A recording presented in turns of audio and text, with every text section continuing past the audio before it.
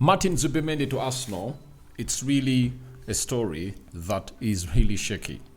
We are hearing very many reports from the player and the people around him, but obviously we know to it that he agreed personal terms with the club of Arsenal way back in January of this year. Welcome to this channel. How are you guys? I know you're watching us from Germany, has lost to France, and Joshua Kimmich has come out and had lots of things to say. Then we are having a story coming in through from Jobe Bellingham. Here we go. He has gone ahead to join Borussia Dortmund, and those are the three stories we're obviously going to be tackling in here. Third video of the day, and hope you guys are really having fun about this. So do the needful and don't miss out on what we bring to you onto this beautiful YouTube channel of ours, right? So let's go, eyes. Now, this story coming through from Spain. Real Madrid have identified Martin Zubimendi as a main midfield target. The problem is his high price of 60 million euros. Now, Real Madrid can be linked to Martin Zubimendi.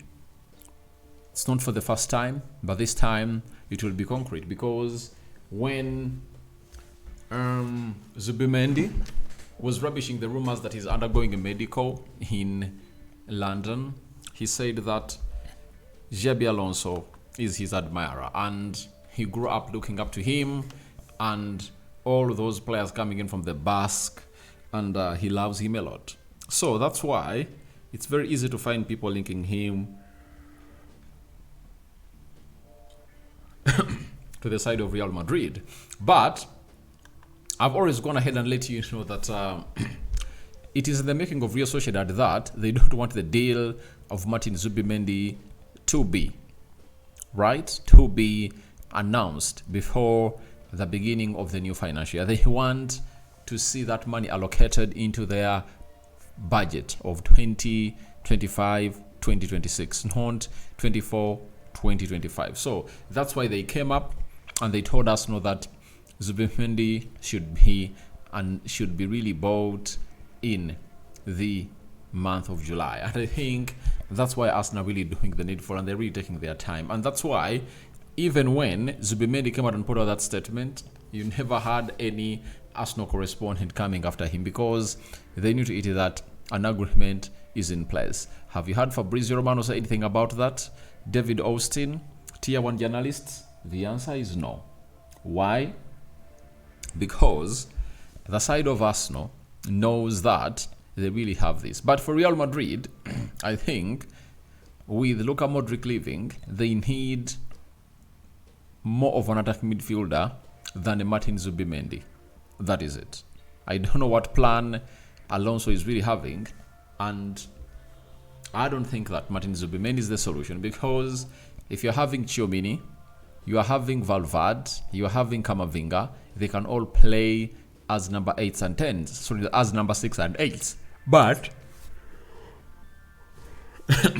can they play as number 10s?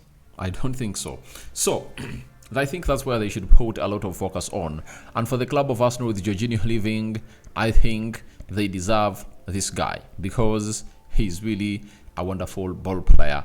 And let's wait and see who's going to win this race. But to show you that things are really moving on the right way possible, Arsenal are really calm. They've gone ahead to keep their composure. They are not shaken by the hijack of Real Madrid, as rumored from sources in Spain. They're not even tier 1s, and Arsenal is keeping its cool. So we're here waiting to see what will really happen.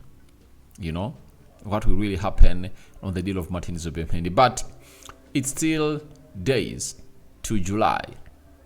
Real Madrid, will they obviously come all out for this guy? Though, even after he agreed personal terms with Arsenal in January, stories never ceased dropping in that the club of Real Madrid is interested in signing Zubimendi. And for Zubimendi turning heel, you can't really get surprised. Last summer, Liverpool went ahead to agree a deal with him. They agreed personal terms.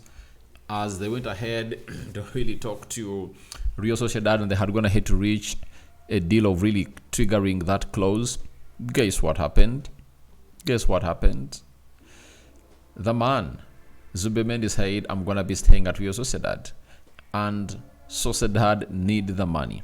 They need the money, and they're going to let him go. But I've already told you that Arsenal really have one of their agents into this deal, and that is Mikel Merino, who played with this guy for some time at Real Sociedad and then at the Spanish national team. So that's how things are really panning out in that deal.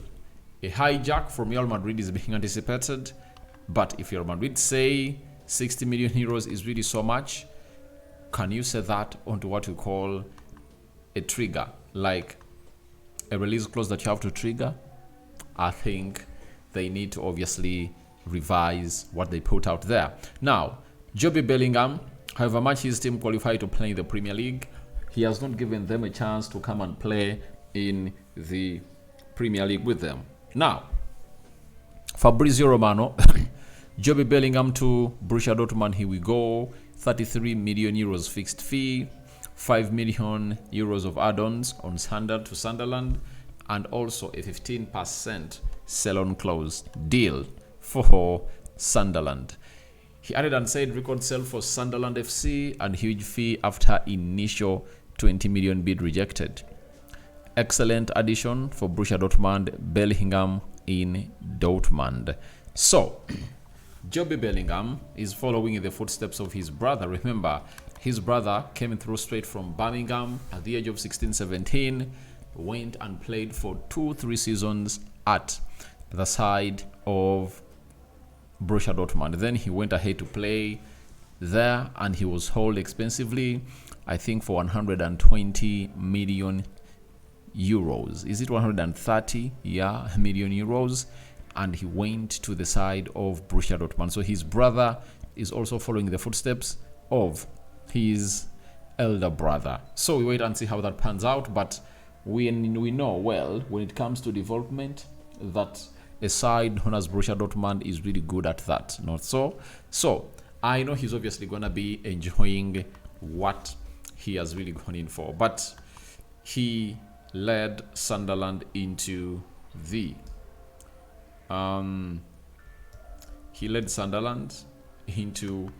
Premier League, and they are set to play in the Premier League without him. Now, today, losers game, all match for third place in the UEFA Nations League. It has been Germany taking on France. And guess what happened?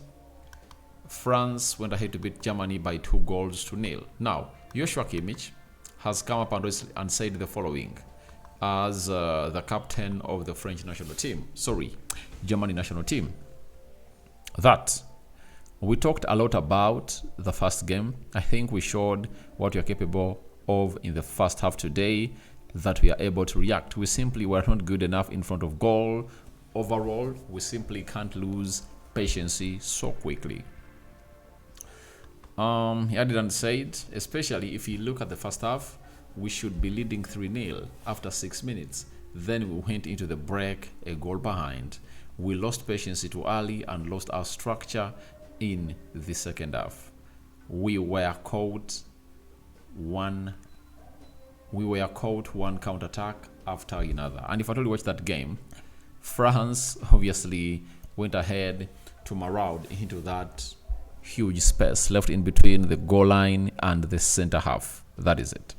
He added and said, we made too many mistakes. We gave them what they wanted. If you look at the first half and you are honest, the French side had no desire to win at the beginning, and then they won anyway.